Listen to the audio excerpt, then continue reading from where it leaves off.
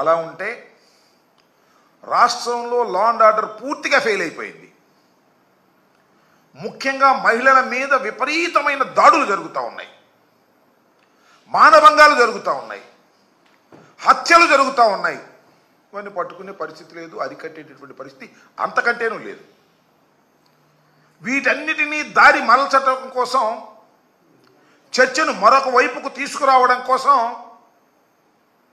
నీతి నియమాలు వదిలేశారు, చట్టాన్ని వదిలేశారు, కోర్టులు ఇచ్చిన ఆర్డర్లను వదిలేశారు.